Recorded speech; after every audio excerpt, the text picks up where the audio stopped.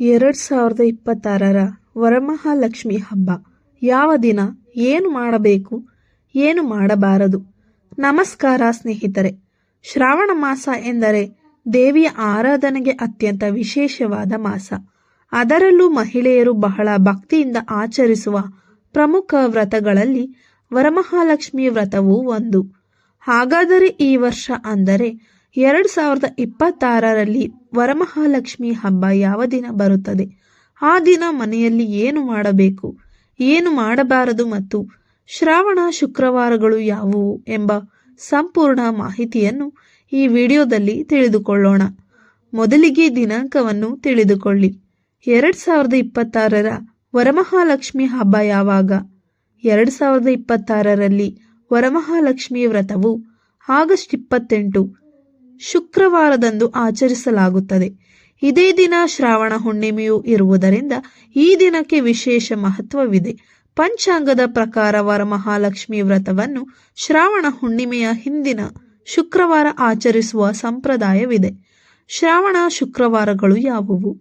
2026ರಲ್ಲಿ ಶ್ರಾವಣ ಮಾಸದ ಶುಕ್ರವಾರಗಳು: ಆಗಸ್ಟ್ 14 ಮೊದಲ ಶ್ರಾವಣ ಶುಕ್ರವಾರ, ಆಗಸ್ಟ್ 21 ಎರಡನೇ ಶ್ರಾವಣ ಶುಕ್ರವಾರ, ಆಗಸ್ಟ್ 28 ವರಮಹಾಲಕ್ಷ್ಮಿ ವ್ರತದ ವಿಶೇಷ ಶುಕ್ರವಾರ.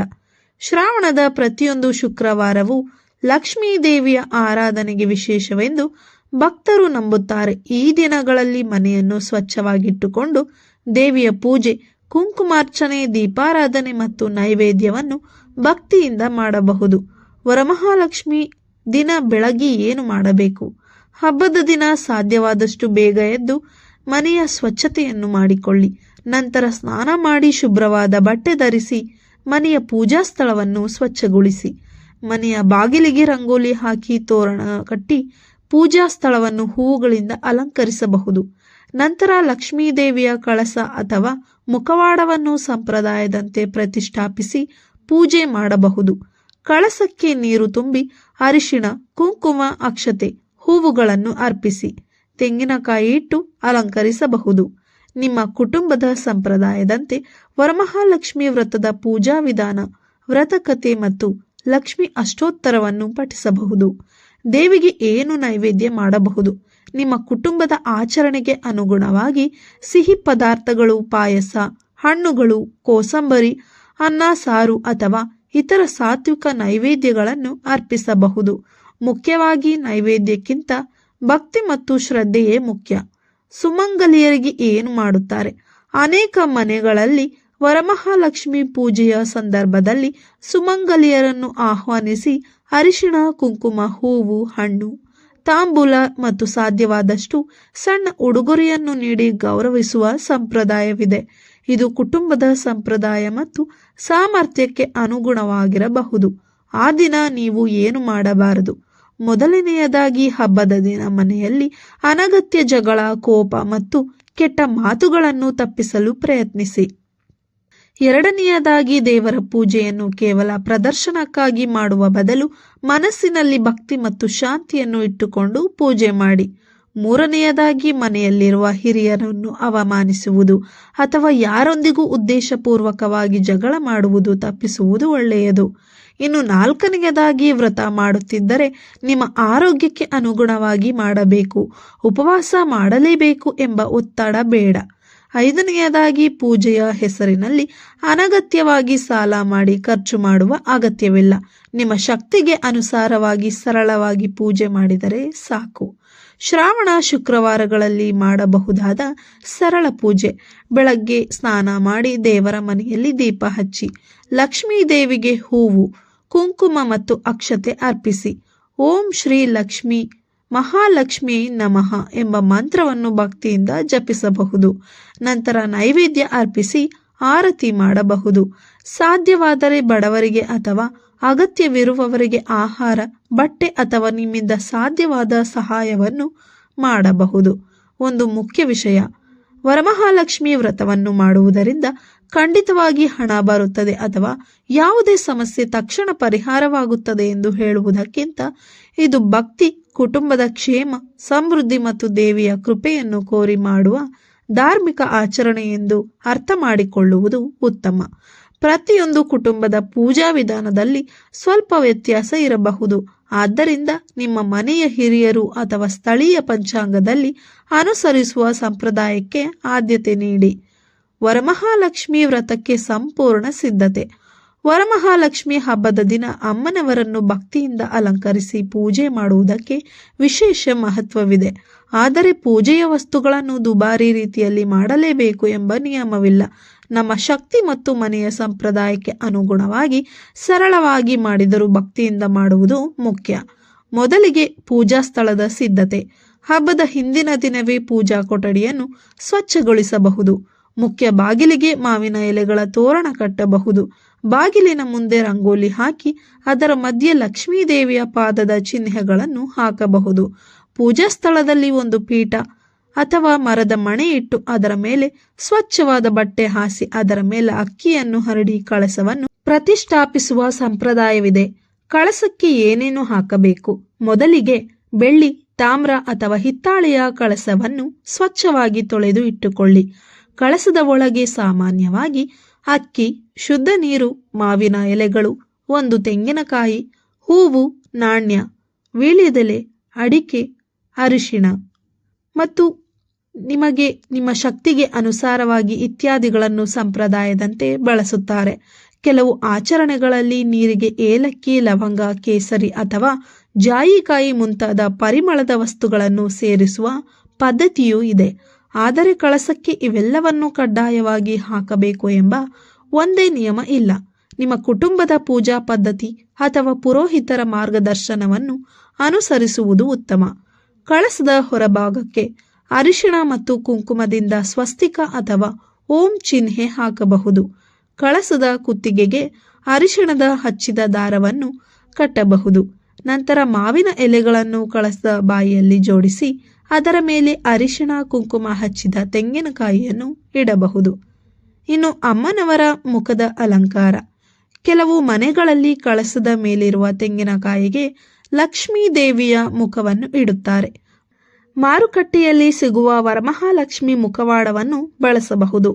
ಮುಖಕ್ಕೆ ಕುಂಕುಮ, ಅರಿಶಿಣ, ಶ್ರೀಗಂಧ, ಬಿಂದಿ, ಮೂಗಿನ ನತ್ತು, ಕಿವಿ ಓಲೆ, ಹಾರ ಮತ್ತು ಕಿರೀಟ ಇತ್ಯಾದಿಗಳಿಂದ ಅಲಂಕರಿಸಬಹುದು. ನಂತರ ಕಳಸಕ್ಕೆ ಹೊಸ ಸೀರೆ ಅಥವಾ ವಸ್ತ್ರವನ್ನು ಉಡಿಸಿ ಲಕ್ಷ್ಮೀದೇವಿಯ ರೂಪದಲ್ಲಿ ಸುಂದರವಾಗಿ ಅಲಂಕರಿಸಬಹುದು. ದೇವಿಯ ವಸ್ತ್ರ, ಆಭರಣ, ಹೂಮಾಲೆ ಮತ್ತು ಮುಖವಾಡವನ್ನು ಬಳಸುವ ಪದ್ಧತಿಗಳು ಹಲವು ಮನೆಗಳಲ್ಲಿ ಕಂಡುಬರುತ್ತವೆ. ಅಮ್ಮನವರಿಗೆ ಮಾಡುವ ಅಲಂಕಾರ. ಅಮ್ಮನವರ ಸುತ್ತಲೂ ಮಲ್ಲಿಗೆ, ಸೇವಂತಿಗೆ, ಗುಲಾಬಿ, ಕಮಲ ಅಥವಾ ಮನೆಯಲ್ಲಿರುವ ತಾಜಾ ಹೂವುಗಳಿಂದ ಅಲಂಕಾರ ಮಾಡಬಹುದು. ಸೀರೆಗೆ ಹೊಂದುವಂತೆ ಹೂವಿನ ಮಾಲೆಯನ್ನು ಹಾಕಬಹುದು. ಇನ್ನು ಅಮ್ಮನವರಿಗೆ ಕಿರೀಟ, ಹಾರ, ಹೂಮಾಲೆ, ಕಿವಿ ಓಲೆ, ಬಳೆ ಮತ್ತು ಮೂಗುತಿ, ಸೊಂಟದ ಸರ ಇತ್ಯಾದಿಗಳನ್ನು ಅಲಂಕಾರಕ್ಕಾಗಿ ಬಳಸಬಹುದು. ಮುಖ್ಯವಾಗಿ ಅಲಂಕಾರಕ್ಕಿಂತ ಭಕ್ತಿ ಮುಖ್ಯ. ಪೂಜಾಪೀಠದ ಅಲಂಕಾರ. ಕಳಸದ ಕೆಳಗೆ ಅಕ್ಕಿಯನ್ನು ಹರಡಿ ಅದರ ಮೇಲೆ ಕಳಸ ಇಡಬಹುದು. ಕಳಸದ ಸುತ್ತಲೂ ಹೂವುಗಳನ್ನು ಜೋಡಿಸಿ ಮುಂದೆ ಒಂದು ದೀಪ ಹಚ್ಚಬಹುದು. ಎರಡೂ ಬದಿಗಳಲ್ಲೂ ದೀಪ ಇಡುವ ಸಂಪ್ರದಾಯವೂ ಇದೆ. ಮುಂದೆ ರಂಗೋಲಿ ಹಾಕಿ ಅದರ ಮಧ್ಯದಲ್ಲಿ ಕಮಲದ ವಿನ್ಯಾಸ ಬಿಡಿಸಿದರೆ ಇನ್ನಷ್ಟು ಸುಂದರವಾಗಿ ಕಾಣುತ್ತದೆ. ಮನೆಯ ಮುಖ್ಯ ಬಾಗಿಲು ಮತ್ತು ಪೂಜಾ ಸ್ಥಳಕ್ಕೆ ಮಾವಿನ ಎಲೆ ಮತ್ತು ಹೂವಿನ ತೋರಣ ಕಟ್ಟಬಹುದು. ವರಮಹಾಲಕ್ಷ್ಮಿ ಅಮ್ಮನವರಿಗೆ ನೈವೇದ್ಯಗಳು. ನೈವೇದ್ಯವನ್ನು ನಿಮ್ಮ ಕುಟುಂಬದ ಸಂಪ್ರದಾಯಕ್ಕೆ ಅನುಗುಣವಾಗಿ ಮಾಡಬಹುದು. ಸಿಹಿ ನೈವೇದ್ಯಗಳಲ್ಲಿ ಪಾಯಸ, ಶಾವಿಗೆ ಪಾಯಸ, ಕಾಯಿ ಹೋಳಿಗೆ, ಖರ್ಜೂರ ಅಥವಾ ಸಿಹಿ ಪದಾರ್ಥಗಳು, ಸಿಹಿ ಪೊಂಗಲ್, ಅಪ್ಪ ಅಥವಾ ಮೋದಕದಂತಹ ಸಿಹಿ ಪದಾರ್ಥಗಳನ್ನು ಮಾಡಬಹುದು. ಕೆಲವು ಸಂಪ್ರದಾಯಗಳಲ್ಲಿ ವಡೆ, ಸುಂಡಲ್, ಚಿತ್ರಾನ್ನ ಅಥವಾ ಇತರ ಸಾತ್ವಿಕ ಅಡುಗೆಗಳನ್ನು ಕೂಡ ನೈವೇದ್ಯವಾಗಿ ಅರ್ಪಿಸುತ್ತಾರೆ. ಹಣ್ಣುಗಳ ನೈವೇದ್ಯಗಳು. ಅಮ್ಮನವರಿಗೆ ಬಾಳೆಹಣ್ಣು, ಸೇಬು, ದ್ರಾಕ್ಷಿ, ಕಿತ್ತಳೆ, ದಾಳಿಂಬೆ, ತೆಂಗಿನಕಾಯಿ ಮುಂತಾದ ತಾಜಾ ಹಣ್ಣುಗಳನ್ನು ಅರ್ಪಿಸಬಹುದು. ಹಣ್ಣುಗಳನ್ನು ತೊಳೆದು ಸ್ವಚ್ಛವಾದ ತಟ್ಟೆಯಲ್ಲಿ ಇಟ್ಟು ನೈವೇದ್ಯ ಮಾಡಬಹುದು. ಪಂಚಾಮೃತ. ಕೆಲವು ಮನೆಗಳಲ್ಲಿ ಪಂಚಾಮೃತವನ್ನು ಅರ್ಪಿಸುತ್ತಾರೆ. ಹಾಲು, ಮೊಸರು, ತುಪ್ಪ, ಜೇನು ಮತ್ತು ಸಕ್ಕರೆ ಅಥವಾ ಬೆಲ್ಲವನ್ನು ಬಳಸಿ ಪಂಚಾಮೃತವನ್ನು ತಯಾರಿಸುವ ಪದ್ಧತಿ ಇದೆ. ಇದನ್ನು ನಿಮ್ಮ ಕುಟುಂಬದ ಸಂಪ್ರದಾಯದಂತೆ ಮಾಡಬಹುದು. ಇನ್ನು ತಾಂಬೂಲಕ್ಕೆ ಏನು ಕೊಡಬಹುದು? ಪೂಜೆಯ ನಂತರ ಸುಮಂಗಲಿಯರಿಗೆ ತಾಂಬೂಲ ನೀಡುವ ಪದ್ಧತಿ ಅನೇಕ ಮನೆಗಳಲ್ಲಿ ಇದೆ. ತಾಂಬೂಲದ ತಟ್ಟೆ ಅಥವಾ ಚೀಲದಲ್ಲಿ ಈ ವಸ್ತುಗಳು ಇರಲಿ: ವೀಳ್ಯದೆಲೆ, ಅಡಿಕೆ, ಅರಿಶಿಣ, ಕುಂಕುಮ, ಬಾಳೆಹಣ್ಣು, ತೆಂಗಿನಕಾಯಿ, ಅರಿಶಿಣದ ದಾರ, ರವಿಕೆ ಬಟ್ಟೆ, ನಾಣ್ಯ ಇತ್ಯಾದಿಗಳನ್ನು ನಿಮ್ಮ ಸಾಮರ್ಥ್ಯಕ್ಕೆ ಅನುಗುಣವಾಗಿ ನೀಡಬಹುದು. ವರಮಹಾಲಕ್ಷ್ಮಿ ವ್ರತದ ದಾರ ಹೇಗೆ ಸಿದ್ಧಪಡಿಸಬೇಕು? ವರಮಹಾಲಕ್ಷ್ಮಿ ವ್ರತದಲ್ಲಿ ಅರಿಶಿಣ ಹಚ್ಚಿದ ಪವಿತ್ರ ದಾರವನ್ನು ಬಳಸುವ ಸಂಪ್ರದಾಯವಿದೆ. ಕೆಲವು ಪದ್ಧತಿಗಳಲ್ಲಿ 9 ದಾರೆಗಳಿಂದ ಮತ್ತು 9 ಗಂಟುಗಳಿಂದ ಕೂಡಿದ ತೋರಣವನ್ನು ಪೂಜಿಸಿ, ಅಂದರೆ ದಾರವನ್ನು ಪೂಜಿಸಿ ಪೂಜೆಯ ನಂತರ ಮಹಿಳೆಯರು ಕೈಗೆ ಕಟ್ಟಿಕೊಳ್ಳುತ್ತಾರೆ. ಇದರ ಆಚರಣೆಯ ವಿಧಾನ ಕುಟುಂಬದಿಂದ ಕುಟುಂಬಕ್ಕೆ ಬದಲಾಗಬಹುದು. ಪೂಜೆಯ ಸಮಯದಲ್ಲಿ ಇರಬೇಕಾದ ಪ್ರಮುಖ ವಸ್ತುಗಳು: ಅರಿಶಿಣ, ಕುಂಕುಮ, ಅಕ್ಷತೆ, ಶ್ರೀಗಂಧ, ಹೂವು ಮತ್ತು ಹೂಮಾಲೆ, ವೀಳ್ಯದೆಲೆ, ಅಡಿಕೆ, ತೆಂಗಿನಕಾಯಿ ಮತ್ತು ಹಣ್ಣುಗಳು, ನೈವೇದ್ಯ, ದೀಪ, ಎಣ್ಣೆ ಅಥವಾ ತುಪ್ಪ, ಬತ್ತಿ, ಧೂಪ, ಅಗರಬತ್ತಿ, ಕರ್ಪೂರ, ಗಂಟೆ, ಶಂಖ, ಆರತಿ ತಟ್ಟೆ, ಪಂಚಪಾತ್ರೆ ಮತ್ತು ಉದ್ದರಣಿ, ದಕ್ಷಿಣೆ.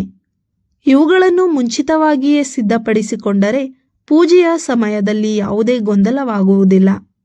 ಇನ್ನು ಒಂದು ಮುಖ್ಯವಾದ ಮಾತು: ವರಮಹಾಲಕ್ಷ್ಮಿ ಪೂಜೆಯಲ್ಲಿ ದೊಡ್ಡ ಪ್ರಮಾಣದ ಖರ್ಚು ಮಾಡುವುದು ಅಥವಾ ದುಬಾರಿ ಆಭರಣಗಳಿಂದ ಅಲಂಕರಿಸುವುದೇ ಮುಖ್ಯವಲ್ಲ. ಮನಸ್ಸಿನಲ್ಲಿ ಭಕ್ತಿ, ಮನೆಯಲ್ಲಿ ಸ್ವಚ್ಛತೆ, ಸಾಧ್ಯವಾದಷ್ಟು ಸಾತ್ವಿಕ ನೈವೇದ್ಯ ಮತ್ತು ಕುಟುಂಬದ ಸಂಪ್ರದಾಯವನ್ನು ಗೌರವಿಸಿ ಪೂಜೆ ಮಾಡುವುದು ಮುಖ್ಯ. ಯಾವ ವಸ್ತು ಕಡ್ಡಾಯ, ಯಾವುದು ಐಚ್ಛಿಕ ಎಂಬುದರಲ್ಲಿ ಸ್ಥಳೀಯ ಮತ್ತು ಕುಟುಂಬದ ಸಂಪ್ರದಾಯಗಳಲ್ಲಿ ವ್ಯತ್ಯಾಸ ಇರಬಹುದು. ಆದ್ದರಿಂದ ನಿಮ್ಮ ಮನೆಯ ಹಿರಿಯರು ಅಥವಾ ಪುರೋಹಿತರು ಹೇಳುವ ವಿಧಾನಕ್ಕೆ ಆದ್ಯತೆ ನೀಡಿ. ಶ್ರೀ ವರಮಹಾಲಕ್ಷ್ಮೀ ದೇವಿಯ ಕೃಪೆಯಿಂದ ಎಲ್ಲರ ಮನೆಗಳಲ್ಲಿ ಆರೋಗ್ಯ, ಸಂತೋಷ, ಶಾಂತಿ ಮತ್ತು ಸಮೃದ್ಧಿ ನೆಲೆಸಲಿ. ಇನ್ನು ಕೊನೆಯ ಮಾತು ಸ್ನೇಹಿತರೆ, ಹಾಗಾದರೆ 2026ರ ವರಮಹಾಲಕ್ಷ್ಮಿ ಹಬ್ಬ ಆಗಸ್ಟ್ 28 ಶುಕ್ರವಾರ, ಶ್ರಾವಣದ ಮೊದಲ ಶುಕ್ರವಾರ ಆಗಸ್ಟ್ 14, ಎರಡನೇ ಶುಕ್ರವಾರ ಆಗಸ್ಟ್ 21 ಮತ್ತು ಆಗಸ್ಟ್ 28ರಂದು ವರಮಹಾಲಕ್ಷ್ಮಿ ವ್ರತ. ಈ ಮಾಹಿತಿ ನಿಮಗೆ ಇಷ್ಟವಾಗಿದ್ದರೆ ತಪ್ಪದೆ ಲೈಕ್ ಮಾಡಿ. ಈ ಮಾಹಿತಿಯನ್ನು ನಿಮ್ಮ ಕುಟುಂಬದವರೊಂದಿಗೆ ಹಂಚಿಕೊಳ್ಳಿ. ಧನ್ಯವಾದಗಳು.